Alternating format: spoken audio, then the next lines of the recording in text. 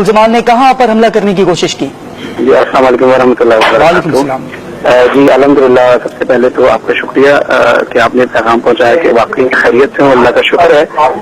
लेकिन ऐसा हुआ ये कि मैं जब अमजद भाई की खबर आई तो हम A+ से थे, तो जफर अब्बास चेयरमैन जो GDC के, उन्होंने मुझे कॉल की कि आपके पास कोई गार्ड है? मैंने कहा नहीं, हमारे पास कोई गार्ड नहीं, क्योंकि ज़रा हमें जरूरत ही नहीं थी गार्ड की, हमारा कोई काम ऐसा नहीं है, न किसी से दुश्मनी हमारी है। तो उन्होंने मुझे कहा कि आप सरकारी गार्ड जो मेरे पास होता है वो मैं आपको भेज रहा हूँ। उन्होंने वो भेज दिया। घर पे वो आ गए।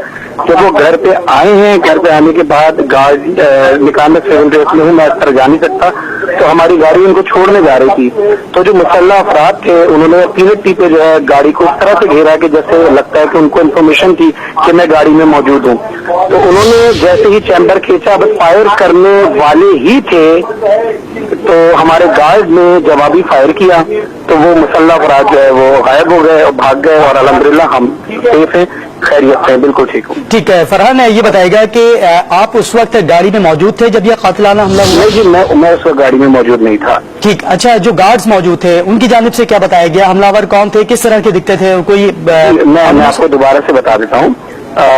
वालेकुम अस्सलाम वरहमतुल्लाहि वबरकातुहू। मैं खैरियत से हूँ और सबसे तालिब दुआ हूँ, आप लोगों की दुआ से बिल्कुल ठीक हूँ। जब मैं A+ पे था, जब अमजद भाई की खबर आई है, तो मुझे जफर अब्बास साहब जो JDC के चेयरमैन, उन्होंने मुझे फोन करके कहा कि फरहान भाई आपके पास गार्ड है।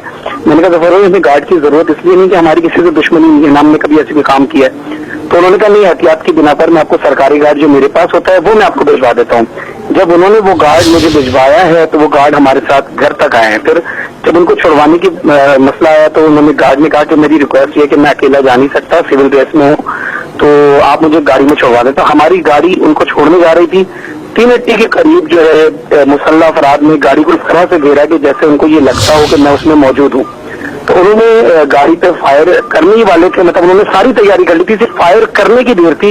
इतनी देर में हमारे गार्ड ने जवाबी फायर की, जो हमारे साथ मौजूद था, जो जफर अब्बास साहब का सरकारी गार्ड था, उन्होंने जवाबी फायर की, तो वो फायर से बच के वो लोग मुसल्लह अफराद भाग गए, और अल्हम्दुलिल्लाह गाड़ी में जो लोग मौजूद थे वो भी खैरियत से, और मैं अल्हम्दुलिल्लाह अपने घर पे खैरियत से हूँ। और जब देखिए एहतियात जरूरी है, मैं तमाम जो हमारे उलमा इकराम है सबसे रिक्वेस्ट करूंगा एहतियात जरूर करें।